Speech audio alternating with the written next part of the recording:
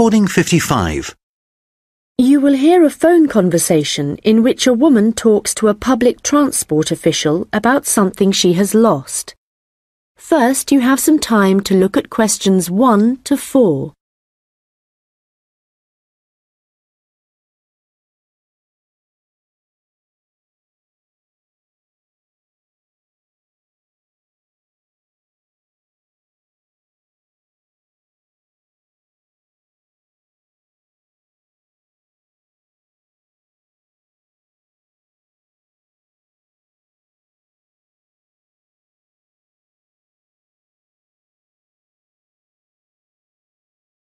Hello, City Transport Lost Property. How can I help you? Oh, hello. Yes, I'm calling about a suitcase I lost yesterday. I don't suppose I'll get it back, but I thought I'd try. Well, some people do hand lost items in, so you might be lucky. Let's put the details into the computer. OK. Right, so let's start with a description of the suitcase. OK, well, it's small, and it's the type you can pull along on wheels. How about the colour? Yes, it's black, but not exactly plain black. It has some narrow stripes down it, sort of grey. Actually, no, they're white, now I think about it. OK, I'll just add that information. Now, were there any items inside it? Yes, I had a big bunch of keys in there. Luckily, my assistant manager has an identical set, so she's going out this morning to get some copies made. So, therefore, your office... That's right. My house keys were in my pocket, thank goodness. Anything else? There were a lot of documents, but they're saved on my laptop anyway, so they don't matter so much. But the thing I'm really worried about, I haven't even taken it out of the box yet, is a camera I just bought. That's really why I'm calling. I can't believe I've lost it already. I see. Well, let's hope we can find it for you. Was there anything else? I don't think so. Any credit cards? They were in my handbag, and I had my passport inside my jacket pocket. Before you hear the rest of the conversation, you will have some time to look at the questions 5 to 10.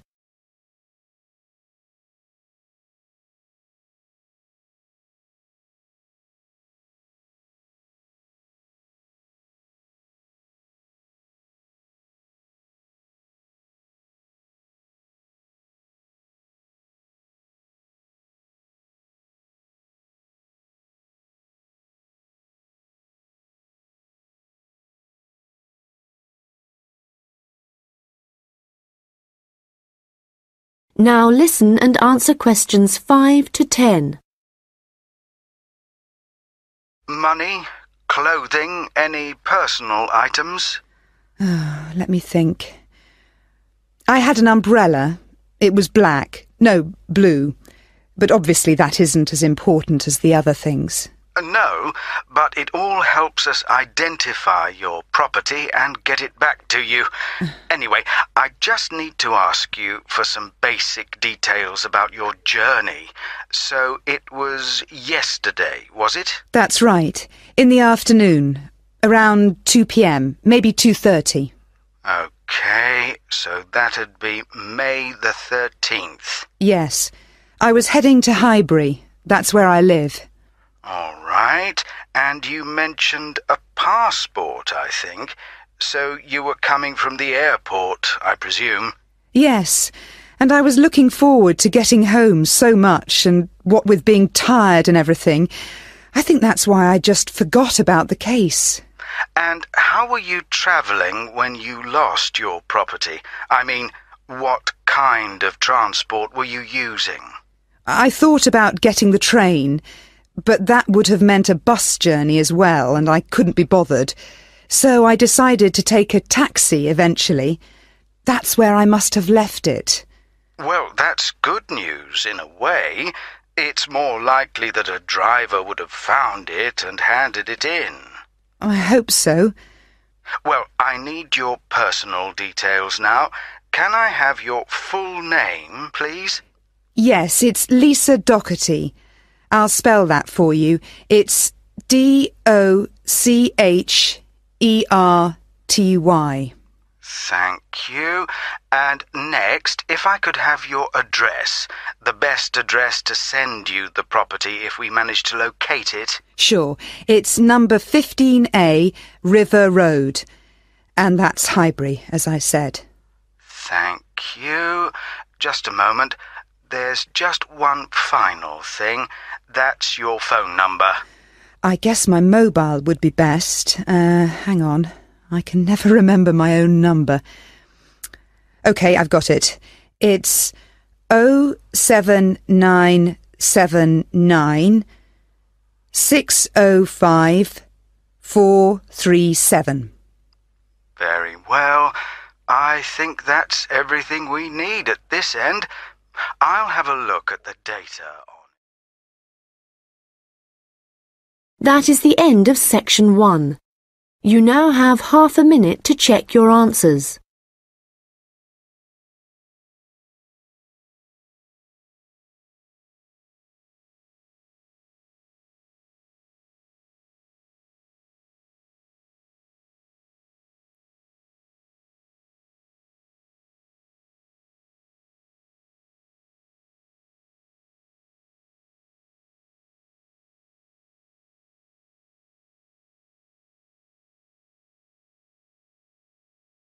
Now turn to section 2. Recording 56. You will hear a tourist information officer explaining local walks to visitors. First, you have some time to look at questions 11 to 15.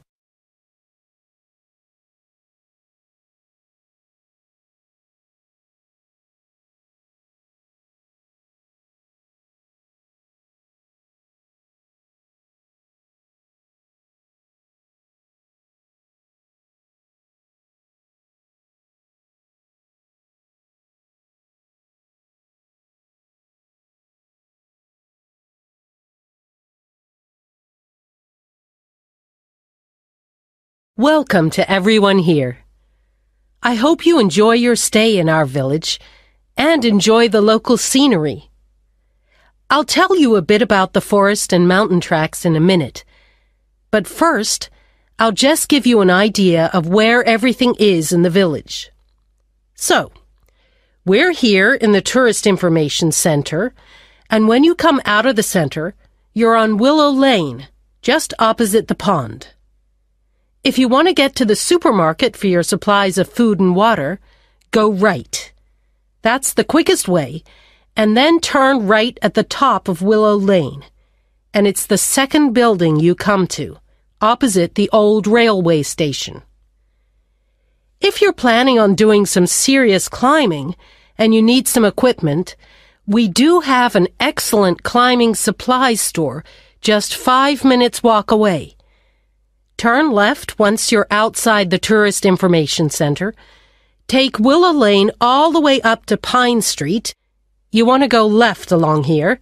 Then keep walking and go up Mountain Road on your right until you come to the next turning on the left. Head down there and you'll come to the climbing supplies store. If you get to the small building that sells ski passes, you'll know you've gone too far. You also need to head to Pine Street for the museum. It's small, but well worth a visit if you're interested in the history of the village and the old gold mining industry. So, when you reach Pine Street from here, you'll see the old railway line on the other side of the road. Turn left into Pine Street and keep going until you come to Mountain Road.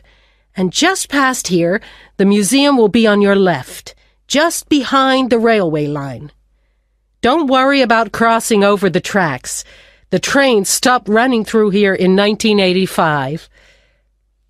If you're planning on following one of the easier forest walks, you might like to hire a bicycle. To get to the hire shop, again, you need to head to Pine Street. On the left-hand side of Pine Street, you'll see the town hall. Go down the little road that you come to just before it, and you'll find a bike hire shop just behind the hall. They have a good range of bikes, so I'm sure you'll find something that suits your needs. Last but not least, if you're hungry after a long day's trek, I can recommend our local cafe.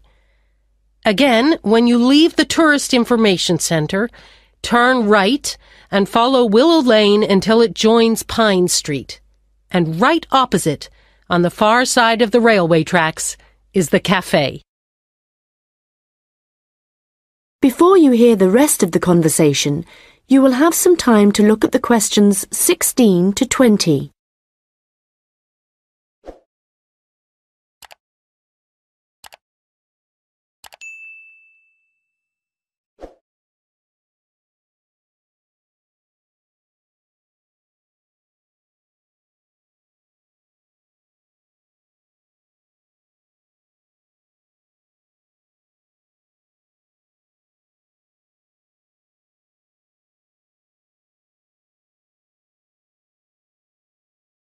Now listen and answer questions 16 to 20.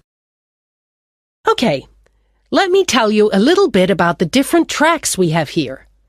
All of them start at the end of Mountain Road, and you'll find a parking lot there where you can leave your vehicles. Let's start with North Point Track. It's a gentle route through lowland forest, good for biking and probably the one for you if you have small children. There's a wooden hut where you can stay at the end of the track, but be aware that it's really just an overnight shelter, and you'll need to take your own sleeping bags and cooking equipment. Another option is the Silver River Track. As the name suggests, you'd be following the river for most of the way, and you get to see some of our beautiful native birds. But the track also goes through a densely forested area. Unfortunately, the signposting isn't very good in places, and you do need good map reading skills to avoid becoming disoriented, which happens to visitors a little too frequently, I'm afraid. Valley Crossing will take you through some stunning scenery, but there are several points along the way where you'll need the level of fitness required to get over some pretty big rocks. Stonebridge is one of the shorter tracks, but very steep as it takes you up to the waterfall, and you do need to be in good condition to manage it. Lastly, the Henderson Ridge track will take you all the way to the summit of the mountain. Do bear in mind, though, that at this time of year the weather is very changeable, and if the cloud suddenly descends, it's all too easy to wander off the track. It's best to check with us for a weather report on the morning you think you want to go. On the way to the summit, there's a hotel which provides comfortable rooms and quality meals, so it's worth climbing all that. That is the end of section 2. You now have half a minute to check your answers.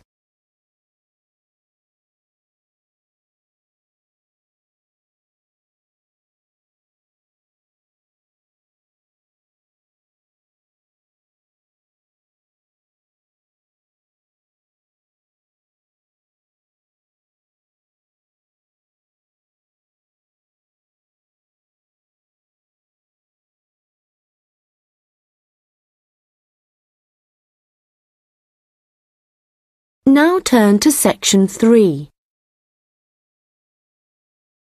Recording 57.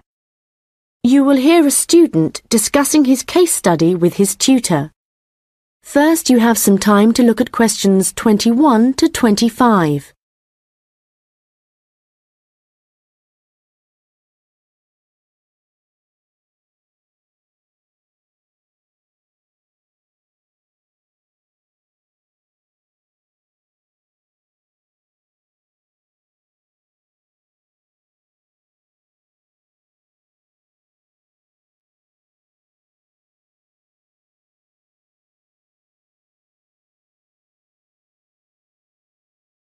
Well, James, I've had a look over your case study, and for a first draft, it looks promising.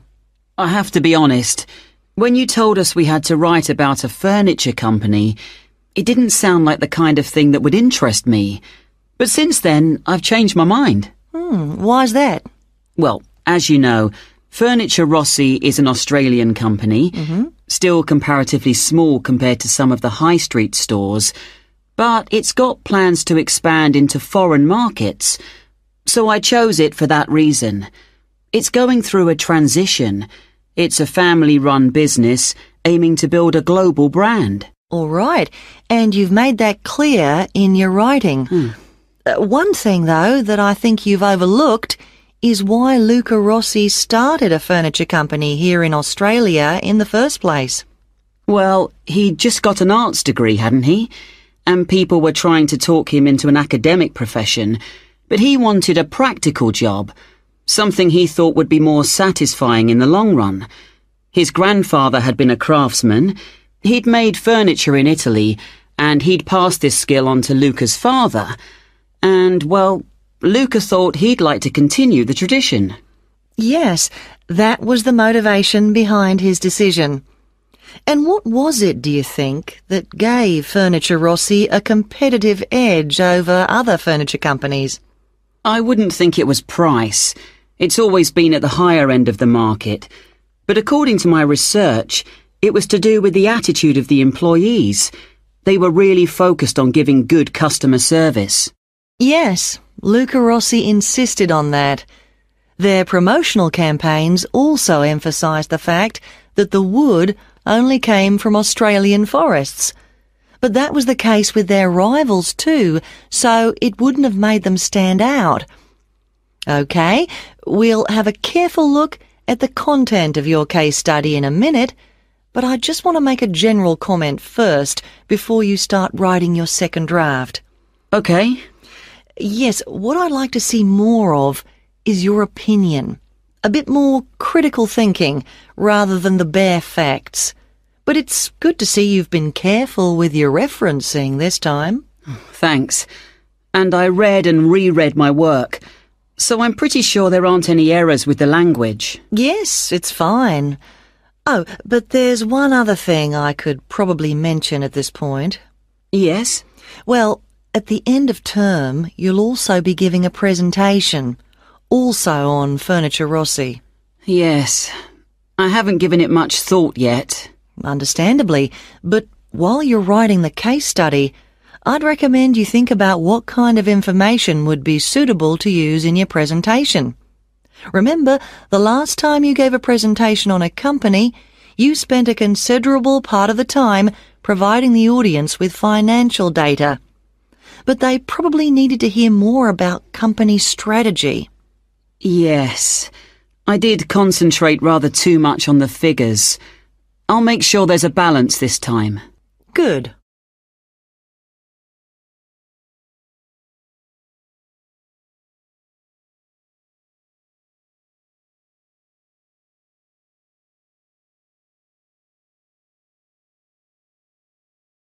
Now listen and answer questions 26 to 30. OK, so let's just think about the content of your case study, the history of Furniture Rossi. I see here in paragraph 4, you're talking about how Luca Rossi raised the capital for his new business venture. And then you're talking about the customer base growing much wider. But what was it that prompted this growth? Well, that was to do with the quality of the furniture products that the company was selling. People loved that it was all handmade and would last. And because demand from customers kept growing? Well, then Rossi needed to take on more craftsmen, so they could make sure the orders were ready on time. And then he also had to set up 2 new warehouses to make distribution quicker. Yes, and from there, the company really grew. But think what happened next. They started looking at ways to increase their profits and called in a consultant. And what he saw immediately was that the infrastructure was completely outdated. They were paying 3 full-time admin staff just for data entry. So he recommended they upgrade their software programs, and that, in turn, cut operational costs and just speeded everything up. I'm surprised they didn't get onto that earlier. But I suppose Luca Rossi was more interested in the design aspect, rather than the finance side of things. Yes, I imagine that's why he eventually turned the day-to-day running of the company over to his son. And in fact, it was the son, Marco, who persuaded his father to move on from traditional television advertising and go online instead. I guess that's the best way to reach people. It can be, but initially customers actually complained. Why? Well, some users found it hard to navigate their way around the website, so they were getting frustrated and giving up. So then the company called in a professional to improve it. Oh, I see. He must have done a good job. They've had a continuous 3-year rise in revenue, so things must be going well. Indeed. And what of the future? Well, I probably need to talk about this a bit more in the concluding paragraphs, don't I? Consumers are already aware of the quality of the furniture, that's for sure. But I think the company is aiming to publicise their values. The fact that they have respect for beauty, durability and functionality and the environment. A lot of companies are already... That is the end of section 3. You now have half a minute to check your answers.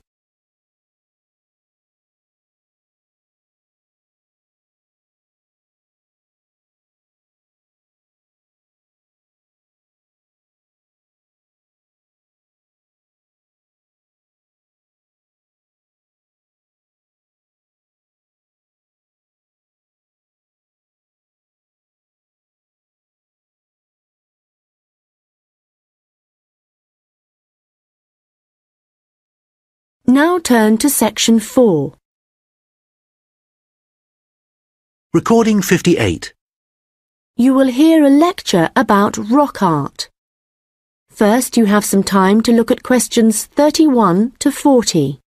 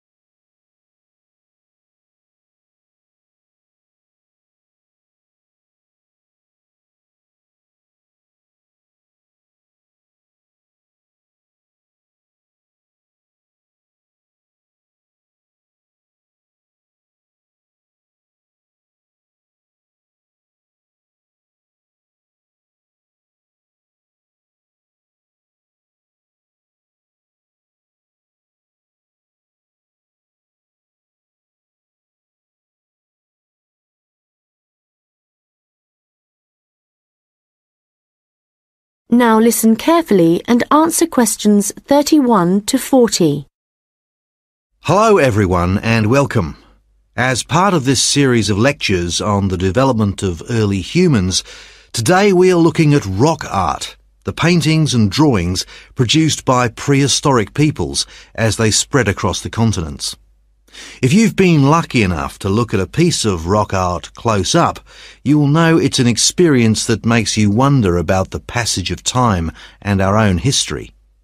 But rock art also has a practical value for researchers, and let's start by considering why that is. Firstly, it provides vital information about the way that people evolved, information not always easily obtainable from excavated artefacts alone. Secondly, rock art tells us about migration, where people came from and where perhaps they went next.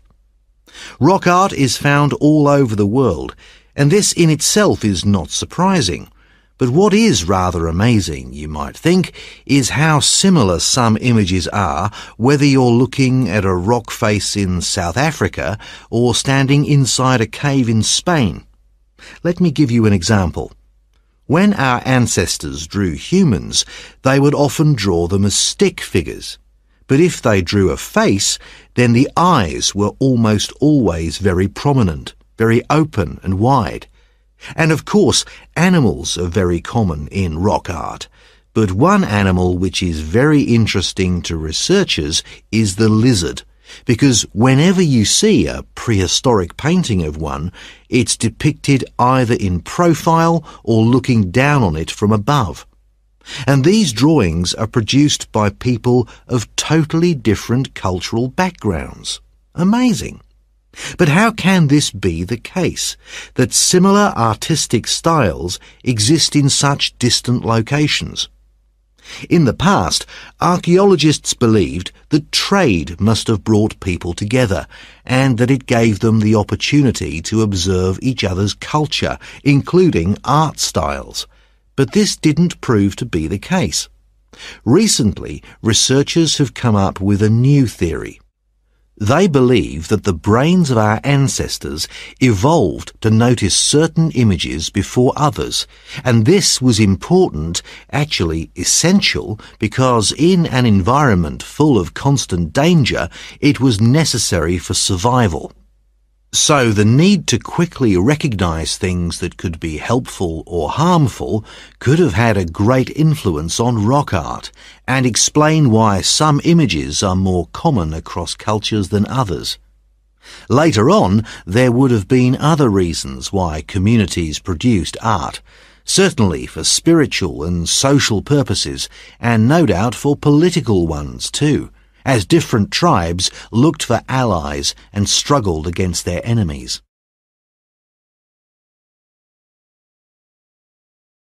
Well, as I said before, you can find rock art all over the world, but I'd like to focus now on the rock art of the Aboriginal people of Australia.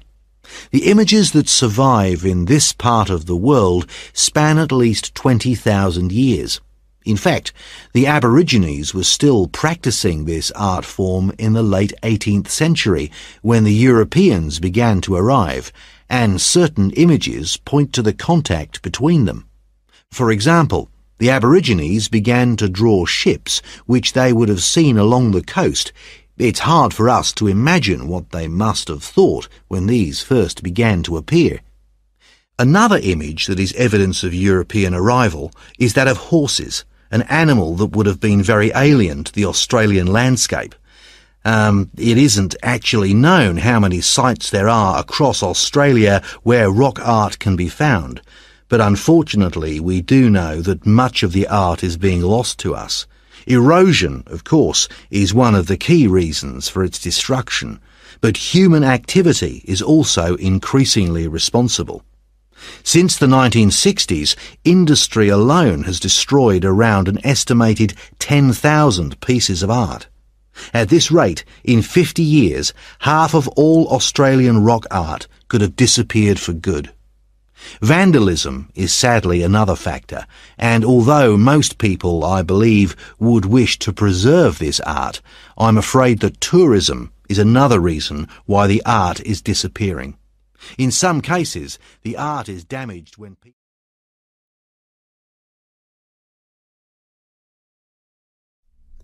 That is the end of section 4. You now have half a minute to check your answers.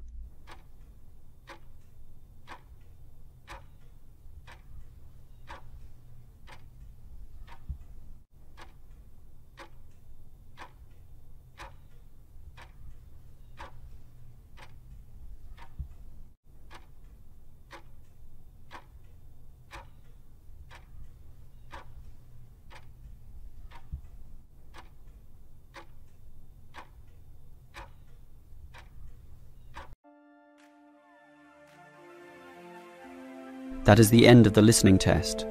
In the Ielts test, you would now have 10 minutes to transfer your answers to the answer sheet.